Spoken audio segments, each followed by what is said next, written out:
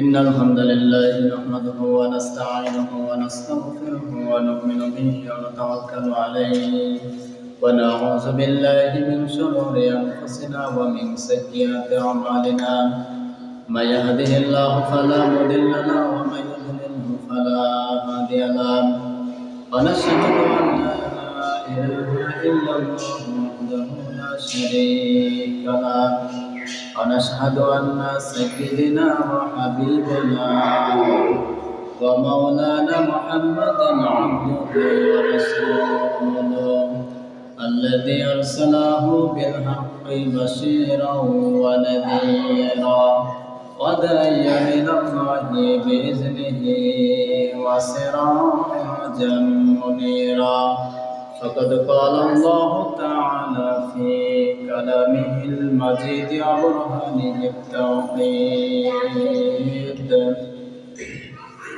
জবান ছেড়ে পড়েন আউযু বিল্লাহি মিনাশ শাইতানির রাজিম বিসমিল্লাহির রহমানির রহিম কামা أرسلنا فيكم رسولا منكم يتلو عليكم آياتنا ويزكيكم ويعلمكم الكتاب والحكمة ويعلمكم ما لم تكونوا تعلمون صدقت يا ربنا. وعن أبي هريرة رضي الله تعالى عنه قال النبي صلى الله عليه وسلم من قال لا إله إلا الله فقد الجنة رواه البخاري. إن الله وملائكته يصلون على النبي يا أيها الذين آمنوا صلوا عليه وسلموا تسليما. اللهم صل على سيدنا مولانا محمد.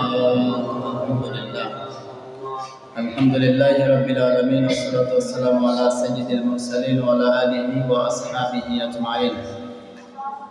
সকল প্রশংসা আদায় করছি সে আল্লাহ তাআলার দরবারে যে আল্লাহ তাআলা আমাদেরকে গত জুম্মার ন্যায় আজকের জুম্মাতেও তার মহান হুকুম পালন করার সুযোগ দিলেন।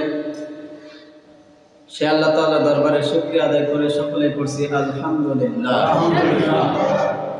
দরুদ আর সালাম পাঠ করছি আমাদের নবী মুহাম্মদ রাসূলুল্লাহর প্রতি সাল্লাল্লাহু আলাইহি ওয়াসাল্লাম। দুনিয়ার ভিতরে সবচেয়ে কৃপণ ব্যক্তি কে জানেন? হাদিসের মধ্যে আসছে বিশ্বনবী সাল্লাল্লাহু আলাইহি ওয়াসাল্লাম সাহাবীদেরকে জিজ্ঞাসা করছেন, ও আমার সাহাবীরা, দুনিয়ার মধ্যে সবচেয়ে কৃপণ ব্যক্তি কে বলো তো? সাহাবীরা বলছে, হে আল্লাহর নবী, দুনিয়ার মধ্যে কৃপণ অসহায় এই ব্যক্তি তো যার টাকা পয়সা দুনিয়াতে নেই সে নাকি? যার টাকা পয়সা নেই দুনিয়াতে সেই তো অসহায় নাকি? কিন্তু বিশ্বনবী সাল্লাল্লাহু আলাইহি ওয়াসাল্লাম বলছেন, প্রকৃত অসহায় ব্যক্তি হচ্ছে ওই লোকটা যে লোকটা কিয়ামতের ময়দানে যার সওয়াব থাকবে না, যার কোনো পুণ্য থাকবে না, ভালো কাজ থাকবে না, ওর মতো অসহায় কিয়ামতে আর কেউ হবে না। হয়তো দুনিয়াতে ওর অনেক প্রভাব প্রতিপত্তি থাকতে পারে, কিয়ামতের ময়দানে যে লোকটা যার সওয়াব থাকবে না, আমলনামায় শুধু গুনাহ নিয়ে উপস্থিত হবে আল্লাহর দরবারে, ওই লোকটার চেয়ে বড় কপাল পোড়া লোক আর কেউ কিয়ামতের দিন হবে।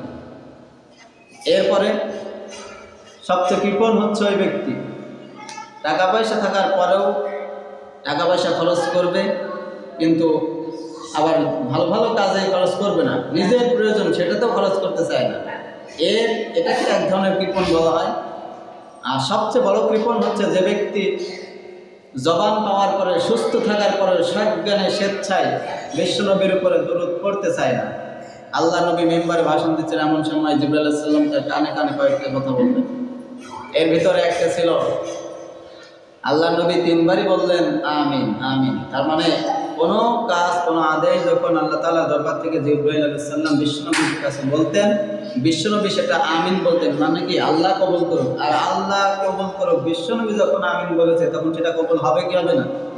মাস্ট বি, অবশ্যই হবে, গ্যারান্টি সহকারে দলিল আছে। বিশ্বনবী বলছেন আমিন, সাহাবীরা বলছেন আমার শেষে হে আল্লাহর নবী আপনি হঠাৎ আমিন বলতেন কেন? তো যে ঘটনাগুলো তার কাছে বলা হয়েছিল এর ভিতরে অন্যতম একটা ছিল যে যারা আমার নাম শোনার পরেও সাল্লাল্লাহু আলাইহি ওয়াসাল্লাম সংক্ষিপ্ত দরুদ পড়ে না, এরপরে আমি নবীর উপর যারা দরুদ পড়তে কৃপণতা বোধ করে, এই মানুষগুলোর নাক গলায় মরিন করে বলুন নাউযুবিল্লাহ। একটা বার শুধু একটা, এখান থেকে একটা মাত্র আমি কথা আপনাদেরকে শিক্ষা দিয়ে দিতে চাই আজকে। সেটা হচ্ছে বিশ্বনবী সাল্লাল্লাহু আলাইহি ওয়াসাল্লামের শাফায়াত ছাড়া, ভালো করে বোঝেন, বিশ্বনবী সাল্লাল্লাহু আলাইহি ওয়াসাল্লামের শাফায়াত ছাড়া কিয়ামতের ময়দানে নাজাত পাবে, জান্নাতে যাবে, এরকম একটা হাদিস আপনি পাবেন। আল্লাহ নবীর হাত থেকে এক পেয়ালা হাউজে কাউসারের পানি ব্যতীত বাংলাদেশের যত বড় কুতুব বলেন আর হাজি বলেন, গাজী বলেন, পীর সাহেব বলেন, যে যার কথাই আপনি বলেন না কেন, কেউ আপনাকে জান্নাতে নিতে পারবে না। বিশ্বনবী সাল্লাল্লাহু আলাইহি ওয়াসাল্লামের যে বড় ইতিহাস আছে, এটা হাউজে কাউসারের ইতিহাস, আমি ওইদিকে যাচ্ছি না। হাউজে কাউসার বিশ্বনবীকে আল্লাহ তাআলা দান করেছেন শুধু কিয়ামতের ময়দানে তার উম্মতগুলোকে জাস্টিফাই করার জন্য। প্রকৃত উম্মত কোনগুলো? শুধু মুসলমানের ঘরে জন্মগ্রহণ করলেই কিন্তু বিশ্বনবীর উম্মত হতে পারবে না। আপনাকে অবশ্যই ইসলাম কায়েম হয়, ইসলাম আল্লাহর জমিনে প্রতিষ্ঠা হয়, এরকম মন মানসিকতা থাকা লাগবে। নিজে ইসলাম প্রচার করতে পারেন না, কিন্তু যে করছে তাকে হেল্প করা, সহযোগিতা করা। দিনের কাজে যারা বাধা দেয়, স্পষ্ট এটা প্রমাণ হয় এতে যে দিনের কাজে যারা বাধা দেয় এরা আর যাই হোক নামধারী মুসলমান হতে পারে, প্রকৃত মুসলমান হতে পারে। এজন্য সম্মানিত ভাইরা, নিজে আমল করতে পারবেন না ঠিক আছে, কিন্তু দিনের বিষয় যারা প্রসার করবে, মানুষকে বোঝাবে, এই সমস্ত পরিবেশগুলোও নষ্ট করা যাবে না। যারা নষ্ট করে এরা হচ্ছে আল্লাহর ভাষায় জালেম। কি জালেম? আর আল্লাহ তাআলা বলেন ইন্নাল্লাহা লা ইউহিব্বুজ জালিমিন, আমি নিজেও জালেম না, কোনো জালেমকে আমি আল্লাহ পছন্দ করি না। আর কোনো জালেমের বিচার কিয়ামতে আল্লাহ তাআলা কিন্তু ভালোভাবে করবেন, আল্লাহর ক্যাটাগরিতে ধরা যাবে। যাই হোক, আমি ওইদিকে যাচ্ছি না। আমরা সর্বদা বিশ্বনবীর উপরে দরুদ পড়ার চেষ্টা করবো। আল্লাহ আমাদের তৌফিক দান করুক, আমিন। সময় সংক্ষিপ্ত, আমি অনেকগুলো বিষয়ের ভিতরে আমাকে সবগুলো বিষয় আমি অল্প অল্প কথা বলে শেষ করবো ইনশাল্লাহ। শুধুমাত্র কোরআন শরীফ থেকে সরাসরি আয়াতের অর্থ শুনে আলোচনা শুনলেও হবে না, সমসাময়িক পৃথিবীর জ্ঞান রাখা লাগবে। কারণ দুনিয়ার জ্ঞান না রাখলে, দুনিয়ায় কি চলছে ওটা যদি জ্ঞান আপনার না থাকে, তাহলে তো আপনি একজন কনসিয়াস সচেতন মানুষ হতে পারবেন। শুধু খাবার খাবেন আর গরু ছাগলের মতো পায়খানা করে শেষ করে দিবেন, আর নামাজ পড়বেন আর বাড়ি চলে যাবেন আর ঘুমাবেন, রাত গেল, দিন গেল, শেষ হয়ে গেল, এটা কিন্তু এই জীবন আল্লাহ নেবে। এরকম জীবন আল্লাহ নেবে না। আপনার জীবনে অবশ্যই প্রত্যেকটা কাজ বিশ্বনবীর তরিকা মোতাবেক হওয়া লাগবে। এমনকি আল্লাহর জমিনে দিন কায়েম হয় এরকম সংগঠন যেগুলো আছে, এরকম দল যেগুলো আছে, ওয়াতাসিমু বিহাবলিল্লাহি জামিআ, তোমরা আমি আল্লাহর এক রশিকে আঁকড়ে ধরো। কয় রশি?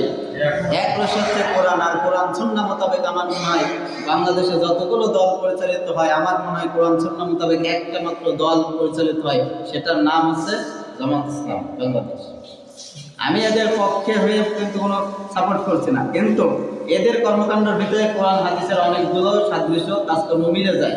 এজন্যই বলছি, আল্লামা দেলোয়ার হোসেন সাইদ একটা কথা বলেছিল যে কোন দলটা উত্তম পন্থায় আছে, কোন দলটা উত্তম, মানে লিগাল দল। এক কথায় তোমরা ওই দলটার দিকে তাকাবা যে দলের উপর দেখবা জাতি চরম পর্যায়ে খেপে আছে, যাদের উপর বেশি নির্যাতিত হয়, নির্যাতন করা হয়।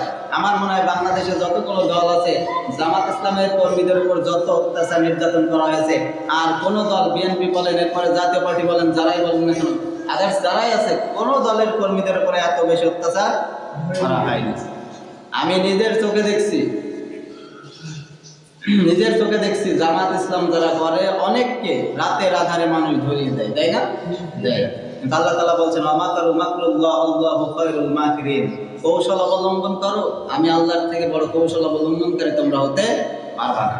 আমি আল্লাহ ছাড় দিই কিন্তু ছেড়ে দিই না। নমরুদ, ফেরাউন, এদেরকে আমি আল্লাহ সাময়িক ছাড় দিয়েছিলাম, শয়তানি এটা করেছিল, অরাজকতা, অত্যাচার মানুষের উপর করেছিল, কিন্তু ঠিকই আমি আল্লাহ কাটা পূর্ণ করে তাদেরকে শাস্তি দিয়েছি, দিইনি?